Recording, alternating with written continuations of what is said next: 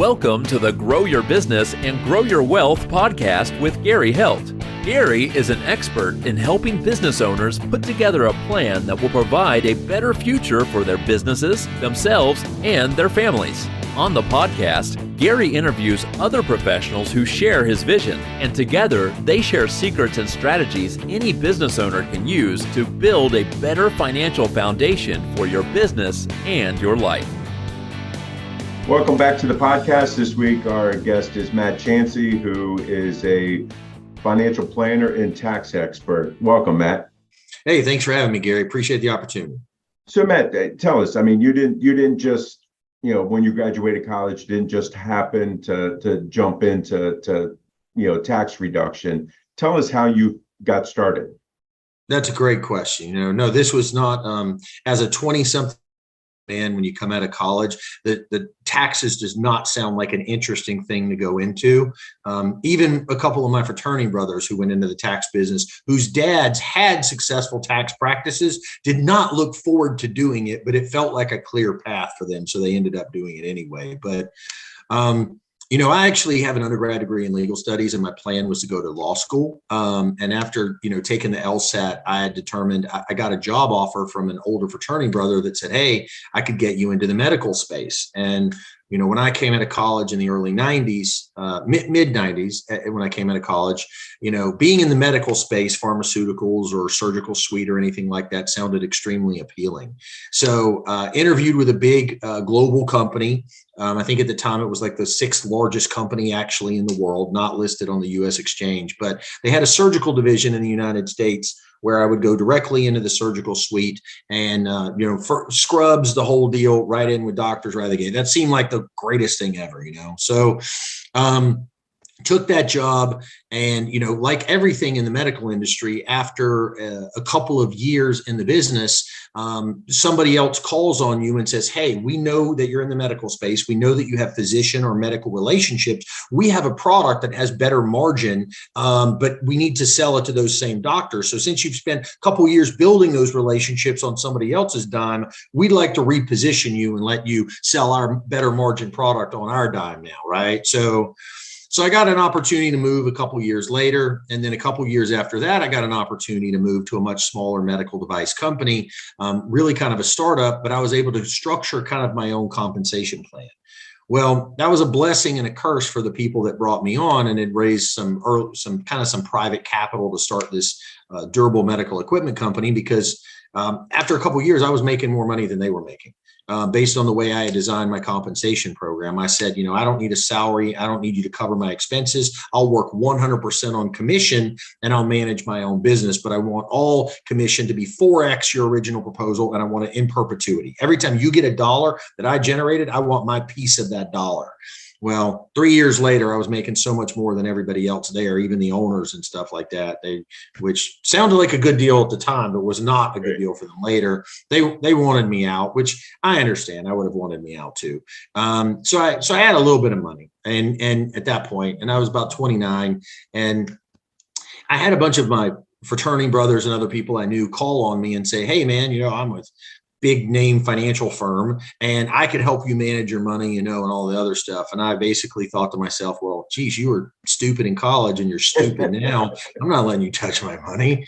So I talked to the guys that I respected in finance that had gone in that path. And I really didn't have any financial training at that point.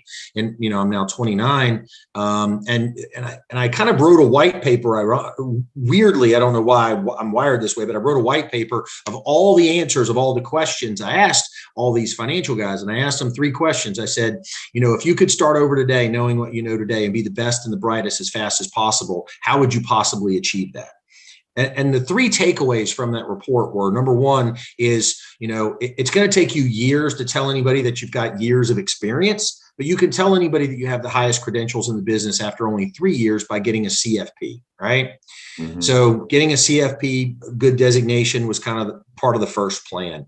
The University of Central Florida had an undergraduate degree or a graduate degree in finance that came with the ability to sit for the CFP boards. It was an executive program that happened every Friday night and every Saturday for 18 months. And that was the program that I went through. and then there are two other parts that the people told me was that if you're going to get into this, that never go with a big brand name firm because they're going to treat you like cattle.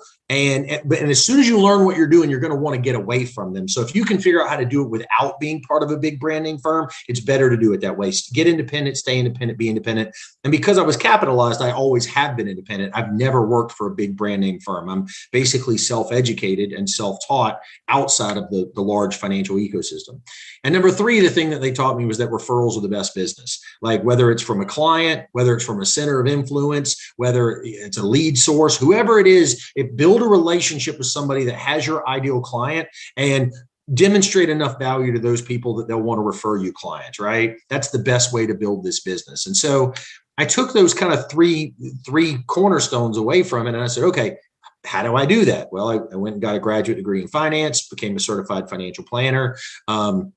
Wasn't really interested in being in the finance business right out of the gate, didn't really understand the business of finance per se. It was just more about self-education. And so I hung my own independent flag, just kind of doing my own thing, didn't go work for anybody big. And then said, well, who in the heck do I want to refer me a client? What would I do with them anyway if they referred them to me? Like how would I help somebody, right? And that was kind of the origins of it. And that was about 20 years ago now. That's crazy.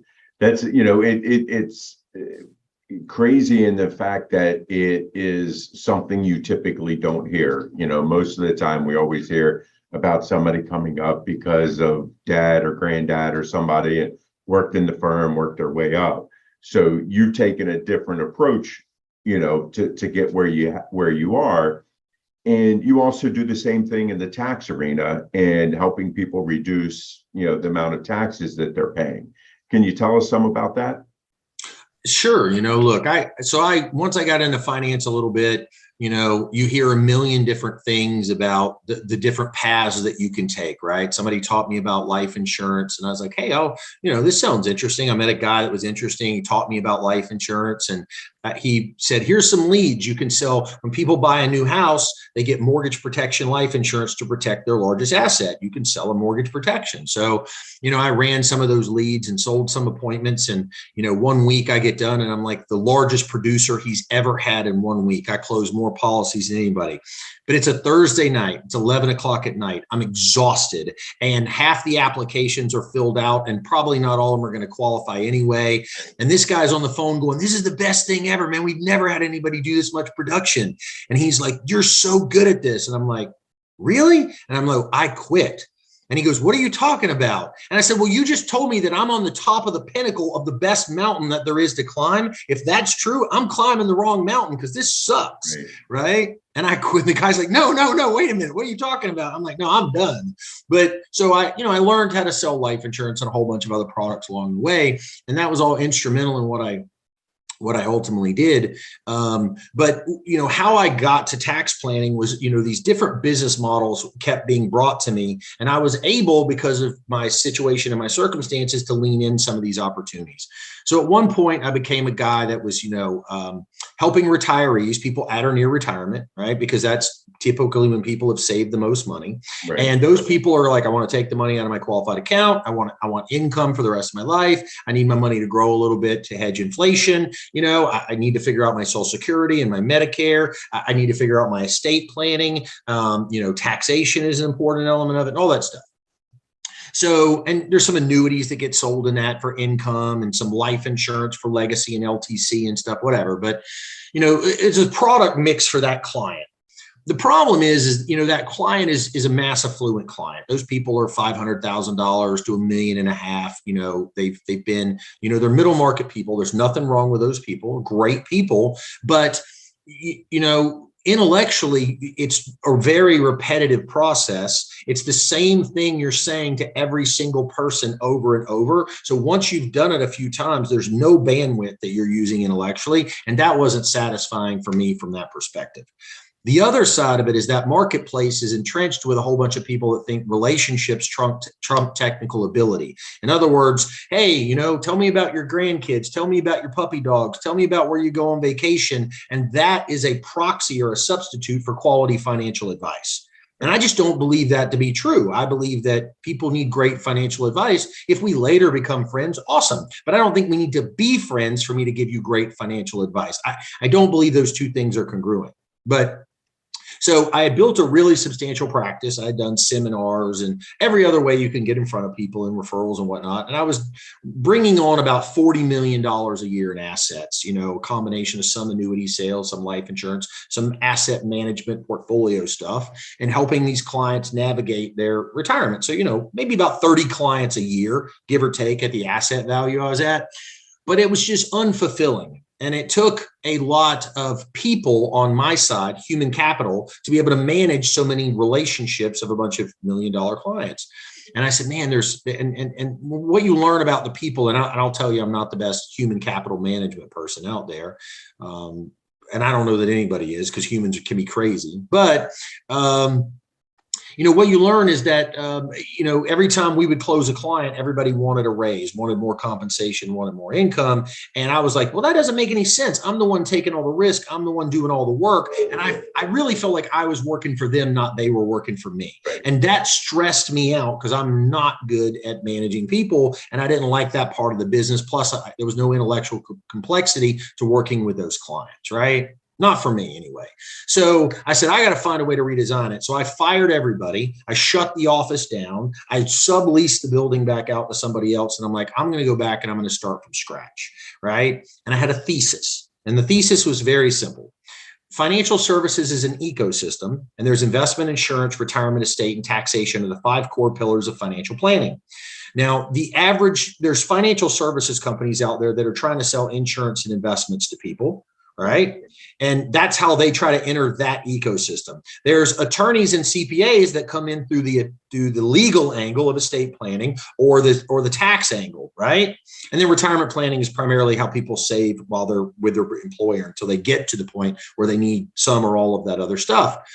Well, my thesis was that the only way to get directly to the high net worth client and see bigger clients was to provide an instant level of gratification, right? If I tell you your stock market portfolio is going to do well over the next 10 years, we don't know until 5 or 10 years from now. But if I tell you I can save you $100,000 in taxes next year, that's almost instant gratification, right? Right. So I said, let me go to taxes. Let me figure out the stuff that the really wealthy people don't know or need to know that they're not being communicated. And let's provide them an instant level of gratification. And when you talk about taxes to a high net worth client, it's like blowing a dog whistle. Like other people may or may not hear it, but a really rich client that hates writing 6-figure checks, they hear it. You know what I'm saying? Right. So that was my thesis. And with that, I went back and started at H&R Block from the ground up to learn the blocking and tackling of the tax business.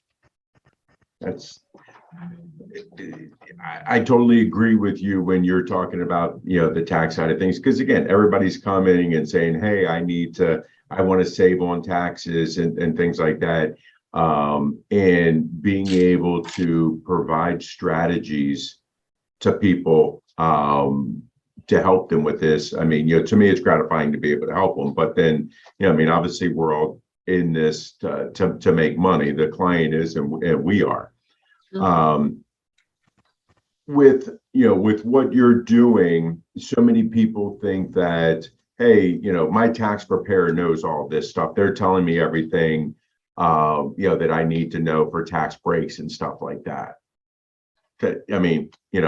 Dispel that myth for me. Well, look, it's pretty simple. When I went to H&R Block, I don't know that I walk into anything with expectations except just to learn, right? Like, how do they communicate with clients? What do they do? Well, the reality of is H&R Block's business model is designed for really the lower 50% income earners in the United States. It's about getting refunds as quickly as possible, cash advancing those refunds out, doing child care credits and all the other stuff for really the lowest income earning people in America.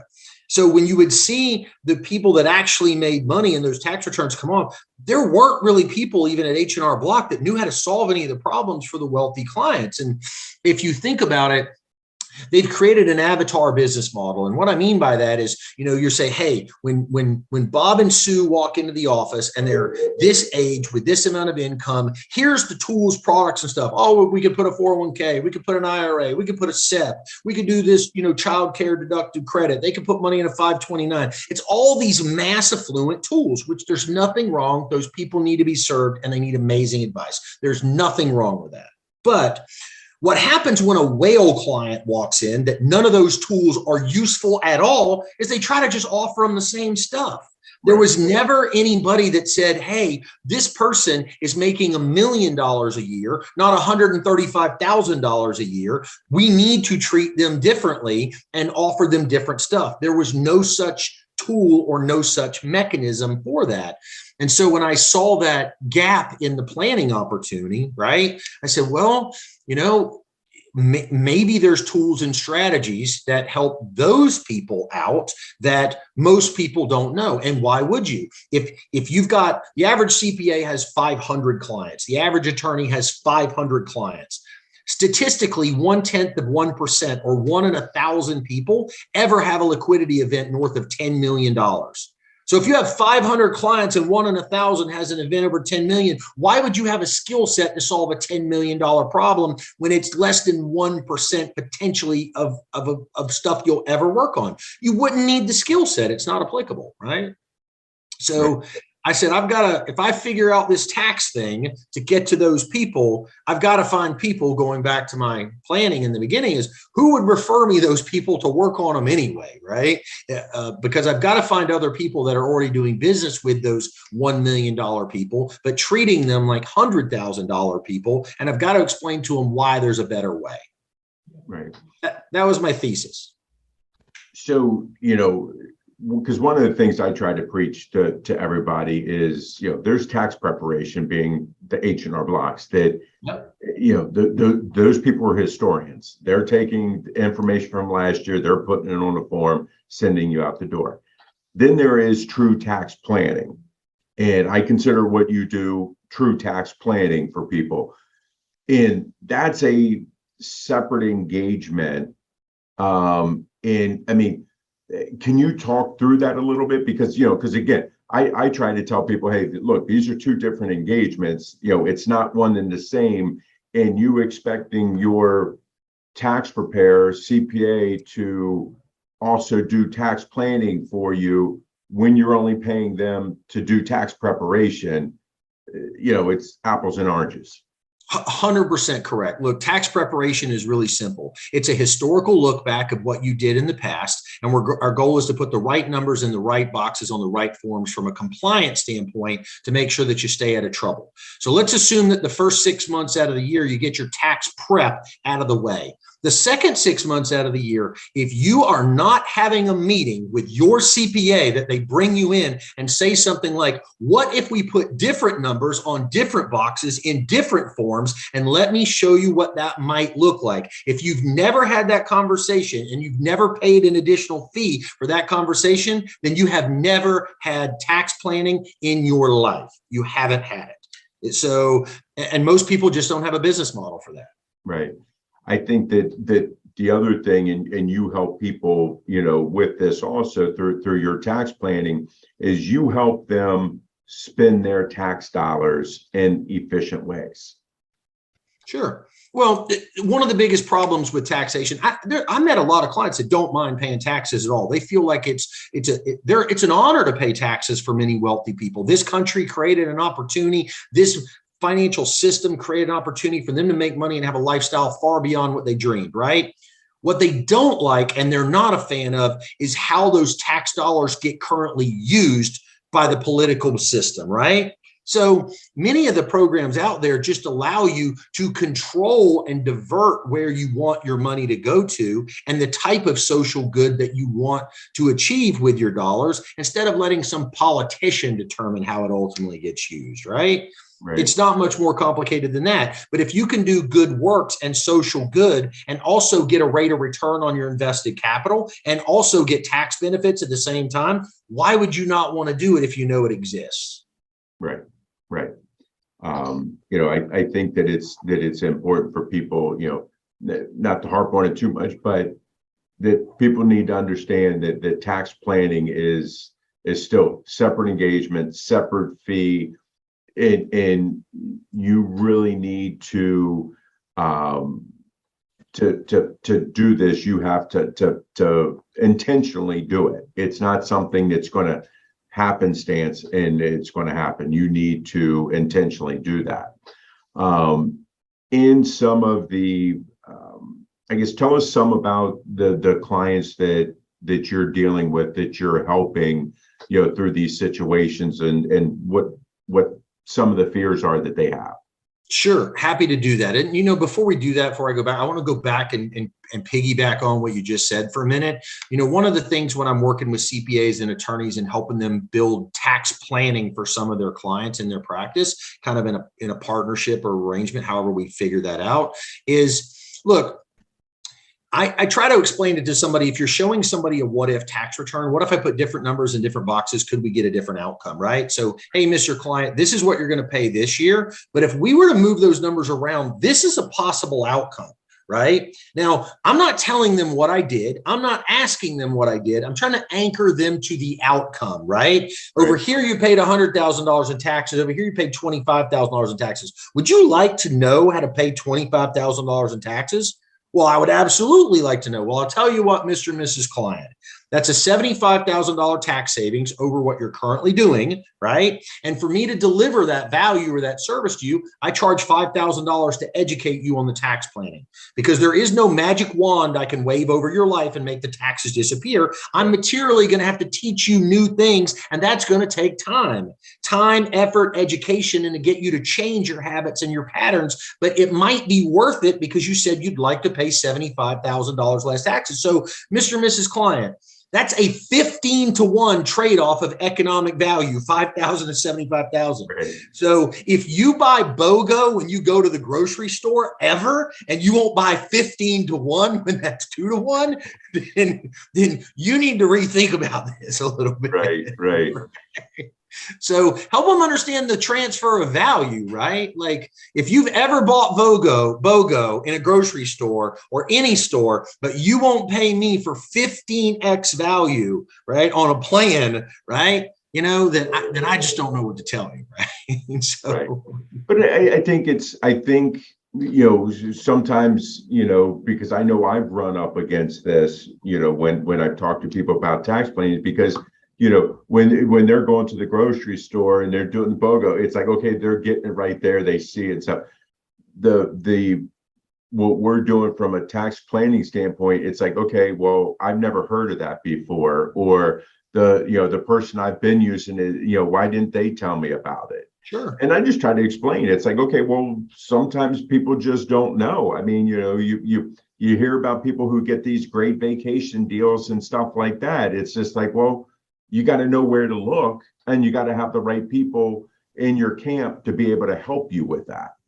Yep. Too many CPAs and tax attorneys are overworked from a capacity and a billable hour standpoint. When do they have time to dive into advanced training that's going to serve 1% of their client base? Right. So, look, I liked my third grade teacher, Mrs. Doherty. She was amazing. But at one point, I outgrew her intellectually and had to move on to the fourth grade, right?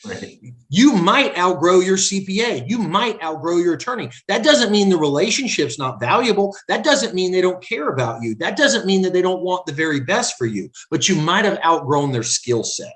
Right? That doesn't mean that they can't be part of your team on a go-forward basis from a relationship or a critical eye standpoint and say, hey, you know what? I trust you. I've been with you 20 years. This person's bringing some really cool ideas to the table. I don't want you to necessarily bless them, and I don't want you to necessarily kill them either. But I just want you to look at it with your lens and go, does this hold water? Is this something we should look into a little bit more and explore? Because if you ask them, here's what happens if you ask a regular CPA or attorney to look into an advanced level solution, right? Number one, there's a high probability they've never done it before, they've never seen it, and they don't know anything about it.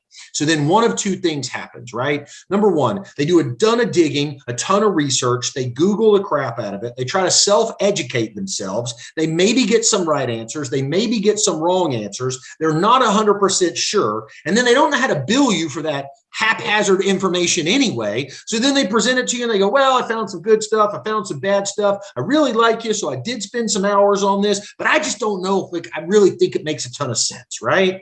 So they didn't really add any value because they're not an expert in the strategy. Or they just flat out come out and say, no, this isn't any good for you. And it's because they didn't want to do any Googling. They didn't want to do any research. And if they did do it, they didn't know how to bill the client for it. So why would you spend 3 hours doing additional work when you're already overworked that you can't get paid for? So they just say no, not know that it's bad. What they're really saying is, no, I'm not going to do any additional research for one client to figure out if this is useful or not. That's what they're really saying no to, right? Right. And I think that's, important. I mean, because, again, you talk about, we've talked before and we talked about teams, and it's just like, like you're saying, it's just like, okay, I don't need to be the expert on every tax strategy that there is out there.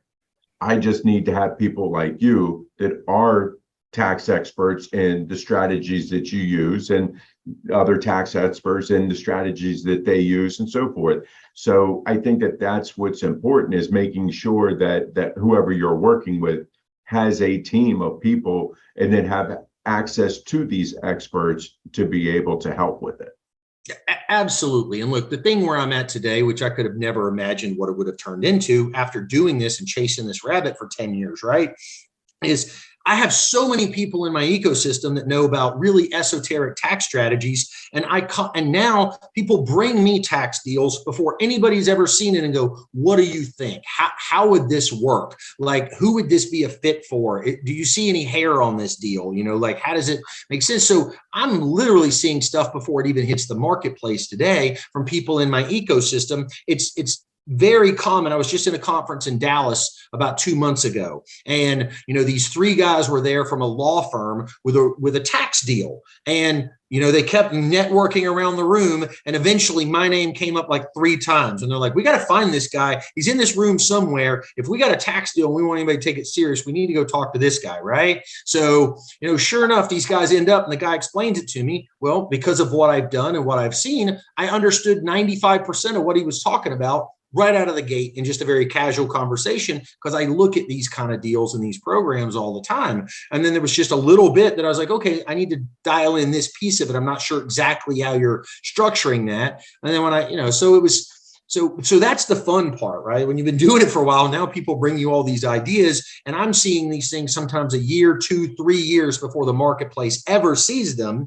I'm working with law firms right now on tax opinions for structures that we're putting together, would, could, should tax opinions. How, if you use this as an investor and you got challenged by the IRS tax court, how would they look at it? Would they look at it favorably? Would they look at it unfavorably? And any other previous tax court challenges that we feel like are similar, like how did those people win and how did those people that show up lose, right? So we have a kind of a roadmap of going, okay, if we're going to go down this path, we want to check all of these boxes and not do these things, because these things bring the ire of the regulatory authorities, and these things seem to give us clear sailing, right?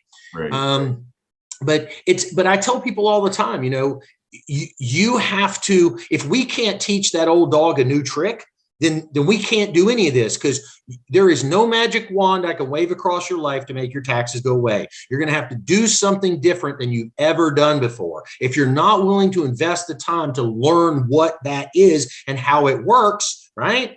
Then I can't help you, and we shouldn't do this. Right. Totally agree. So we covered a bunch of stuff in a short period of time here. I could go on for forever here. What have I not asked you that you wish I had? That's a great question. So look, I would tell you this, right?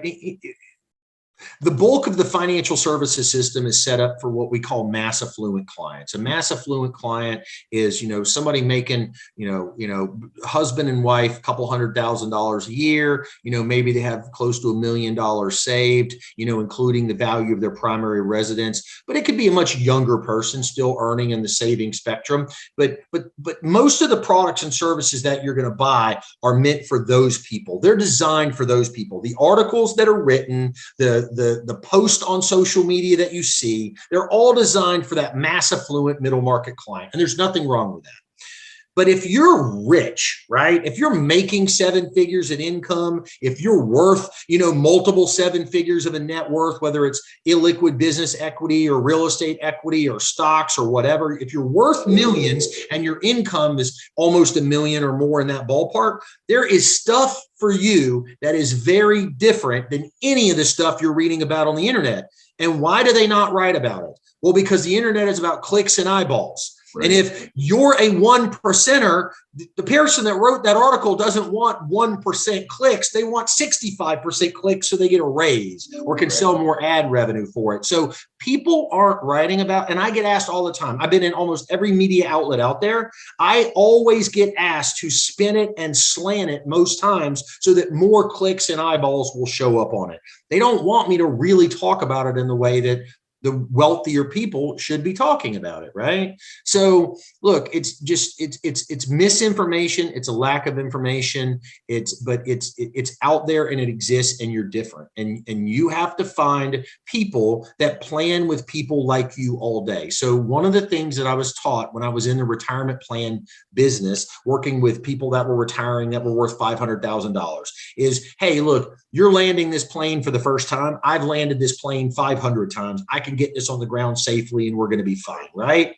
Well, if you're a high net worth client and you're different than everybody else, you need to find someone that's landed that plane multiple times with people like you in it. And unfortunately, it's not the person that you currently have the relationship with because you outgrew the relationship and now you need expertise. Kind of like in the medical field, it's not your general practitioner anymore. There's something going on. You need a specialist. And hopefully it doesn't bruise the ego enough of your primary care provider to refer you to that specialist. Right.